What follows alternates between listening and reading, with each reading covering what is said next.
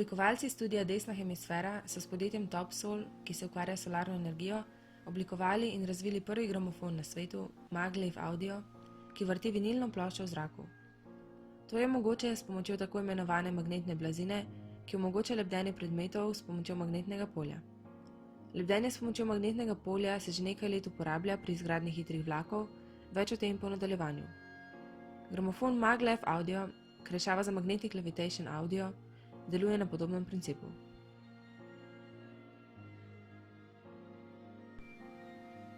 Kaj je magnetna levitacija?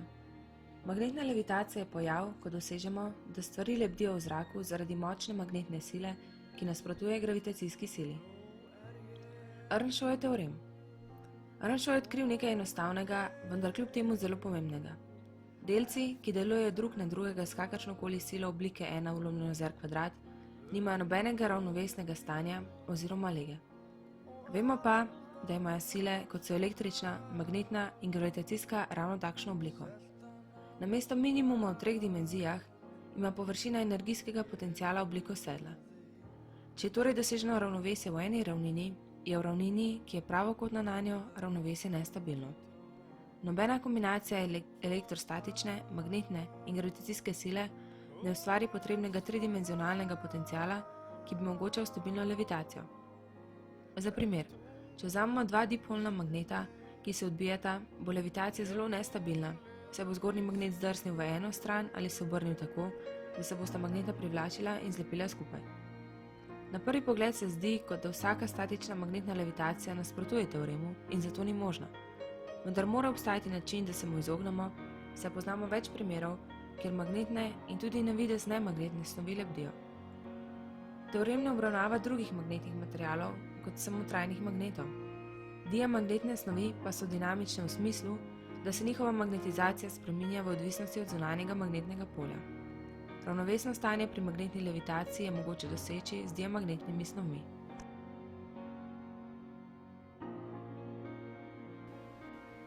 Primeri magnetne levitacije.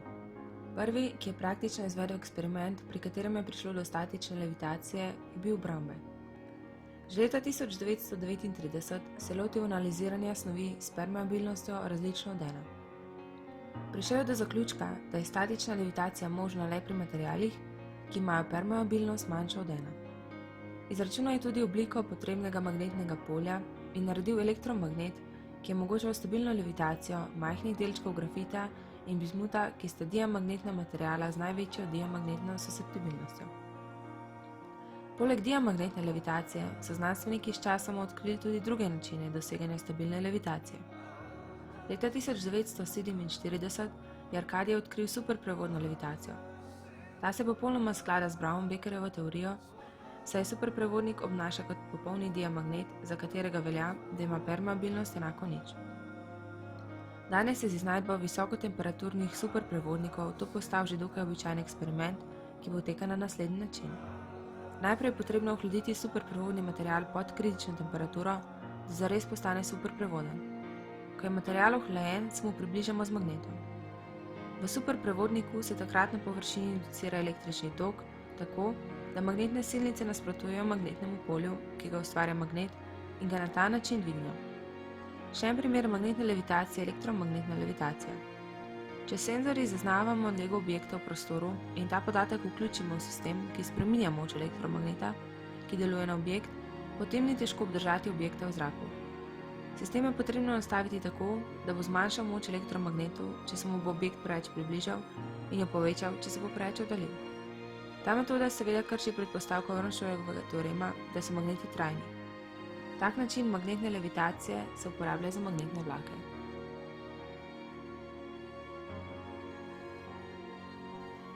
Vlaki na magnetni blazini.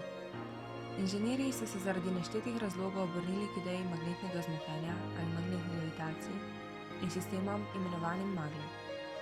Prvega je patentiral Nemec Hermann Kemper leta 1934. Maglev sistemi imajo svoje prednosti. Z njimi odpravimo obrabo tirnic in s tem zmanjšamo stroške vzdrževanja ter zmanjšamo hrup in vibracije vozila. Dizajn tirnic in nekontaktni sistem Maglev vlaku preprečuje zdrs in iztiritev, mu omogoča večje vzpone, ožje zavoje in ponujajo možnost hitrejšega pospeševanja in zaviranja. Za njihovo delovanje niso več potrebni sestavni deli, kot so ležaji, sklopka, prestave in drugi. Seveda pa imajo Maglev sistemi tudi svoje slabosti. Poleg tega, da je pogon in zaviranje potrebno zagotoviti preko elektromagnetne interakcije in ščititi potnike pred magnetnim poljem, je dizajn tirnic takšen, da skorajda onemogoča preklapljanje vlakov na druge tire. Kljub temu je celovito gledano Maglev sistem še vedno boljši od klasičnih vlakov. Elektromagnetno vzmetenje. Transrapid uporablja elektromagnetno levitacijo za lebdenje, vodenje, pogon in za zaviranje. Za lebdenje skrbi elektromagnetno vzmetenje, ki temelji na privlačni sili. Vlak namreč s spodnjim delom objema progo, ki je oblike črke T. Interakcija med elektromagneti, ki so na vlaku, in feromagnetnim statorjem, ki je vgrajen na progo, poskrbi za potrebno silo, ki dvigne vlak. Elektromagneti potrebujejo za levitacijo 1 tone mase vlaka približno 1 kW električne moči. Zelo natančen elektronski sistem prilagaja tok skozi elektromagnete z maksimalno frekvenco okoli 100 kHz. Tako da je razdalja med progo in vlakom konstantno 10 mm. Za pogon skrbi sinhroni linearni motor. Zanj je značilno, da v nasprotju z navadnim električnim motorjem, ki ustvarja rotacijo, ustvarja longitudinalno silo. Lahko si predstavljamo, da je v tem primeru stator, ki je pri navadnem električnem motorju v hišju in obkroža rotor, razvit in raztegnjen po celotni progi. Funkcijo rotorja pa upravljajo elektromagneti na vlaku. Ko po navitju v statorju steče električni tok, ustvarjeno elektromagnetno polje poskrbi za generacijo sile v rotorju, ki poganja vlak. Hitrost vlaka nadzorujejo s frekvenco izmeničnega toka, ki jo lahko spreminjajo od 0 do 270 Hz. Če pa obrnejo polarnost motorja, dobijo generator in tako hkrati ustavljajo vlak in generirajo električno energijo. Da bi zmanjšali električne izgube, je proga razdeljena na posamezne odseke, na elektren je le tisti odsek, kjer se nahaja vlak. Dolžina posameznega odseka je odvisna od dolžine vlaka in njegove hitrosti.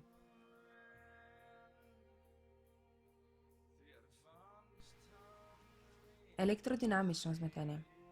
Japonski magnetni vlaki temeljijo na superprevodni tehnologiji. Vozilo poganja močno magnetno polje, ki nastane med superprevodnimi magneti na vlaku in naviti na progi. Za razliko od nemškega vlaka Japonci uporabljajo elektrodinamično vzmetenje, ki temelji na odbojni sili. Razmik med progo in vlakom je zato veliko večji in je okoli 10 cm. Proga ima obliko črke U. Na njeni steni pa so nameščena navitja za levitacijo in vodenje ter navitja za pogon. Ko se mimo navitij za levitacijo premika superprevodni magnet, ki je na vlaku, se v njih inducira tok in ta takrat deluje kot elektromagnet. Ker je superprevodni magnet nekaj centimetrov pod centrom navitij, se ustvarijo sile, ki ga dvignejo.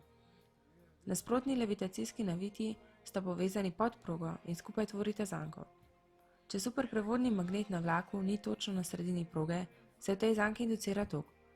Tok pa ustvari silo, ki odbija tisto stran vlaka, ki je bližje steni, in privlači del, ki je bolj oddaljen. Na ta način je zagotovljeno, da je vlak vedno na sredini proge. Odbojna in privlačna sila med magneti poskrbita za premikanje vlaka. Navitja za pogon v stenah so napajana z izmeničnim trifaznim tokom, ki ustvarja spreminjajoče se magnetno polje, ki nato odbija in privlači superprevodne magnete ter na ta način poganja vlak. V mirovanju in pri hitrosti do 100 km/h je vozilo na kolesih. Pri večjih hitrostih se ta kolesa dvignejo in vlak zaradi elektromagnetnih sil lebdi nad progo in se giblje brez trenja.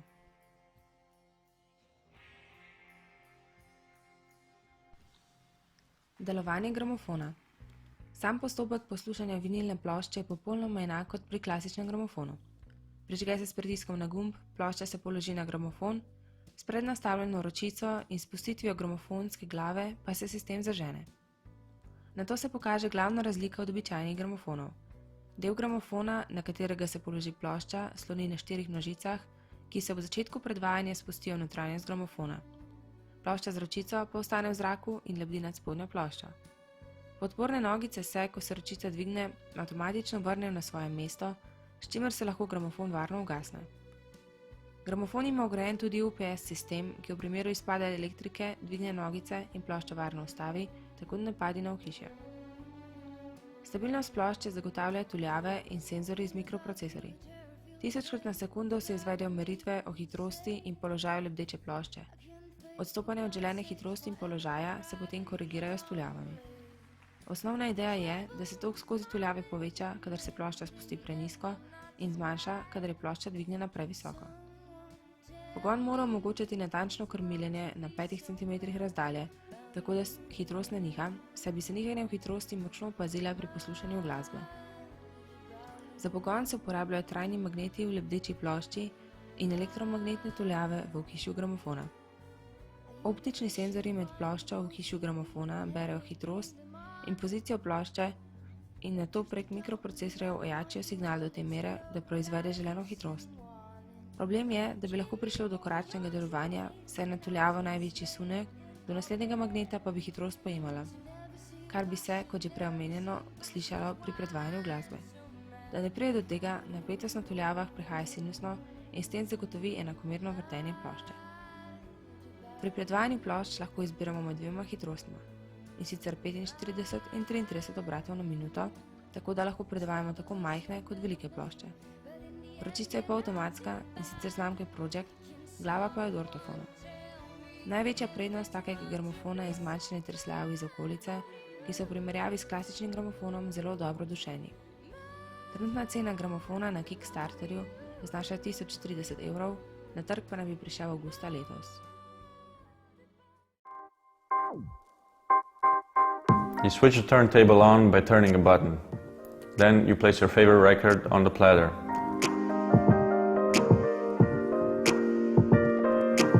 When you move the tone arm into position, the feet retract and the platter starts spinning, then you can lower the cueing lever. The platter is not touching anything while in the air, and it also has quite some tolerance to vibrations, touch and push.